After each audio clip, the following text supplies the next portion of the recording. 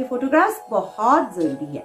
देखो ललिता सहस्त्र नाम जो है ये श्री विद्या तंत्र के तंत्र में आता है।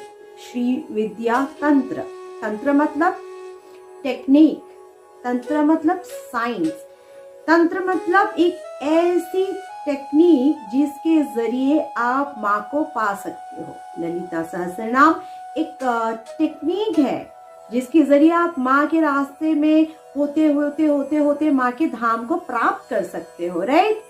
लेकिन ये सोचना बहुत गलत होगा कि चलो हमको टेक्निक तो पता है, हम लोगों को जो है तंत्र तो हमको पता है, अब भक्ति रस के बिना हम माँ को पा सकते हैं। माँ को आप बिना भक्ति रस के नहीं पा सकते हो। भक्ति बहुत जरूरी है तंत्र के साथ साथ। इवन मैं बोलूंगी कि tantra and bhakti are inseparable from each other. आप तंत्र की कल्पना नहीं कर सकते हो बिना भक्ति की। भक्ति तो खैर बिना तंत्र के भी हो जाता है, वो अलग बात है, लेकिन तंत्र जो है उस भक्ति को स्पीड अप देता है। तो तंत्र के जरिए आप जल्दी पहुंच सकते हो उस रास्ते में, ठीक है। तो भक्ति भी कैसी भक्ति? नवधा भक्ति। अब नवधा भक्ति क्या है, इसमें क्या क्या होता है? नवधा भक्ति का मतलब है कि जैसे श्रवण कीर्तन हो गया, स्मरण हो गया,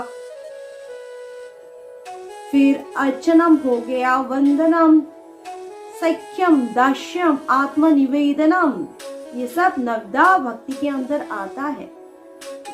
अब प्रश्न ये उठता है कि हम श्रवण कीर्तन स्मरण ये सारी चीजें किसकी करें? आप अपने इष्ट की करोगे।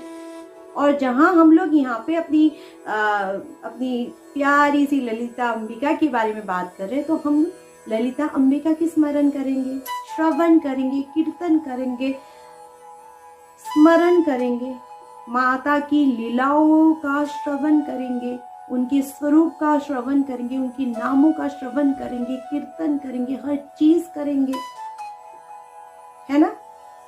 श्रवण कीर्तन और स्मरण हमें सुनना है पहले, फिर हमको कीर्तन करना है। हम अगर सुन नहीं पा रहे तो हम लोग कीर्तन करेंगे, कीर्तन नहीं कर पाए तो हम सुनेंगे, और जो हमने सुन लिया, जो कीर्तन किया, फिर हम स्मरण करेंगे। अगर कोई इंसान कहता है कि नहीं हम तो माता की बहुत माला जपते हैं,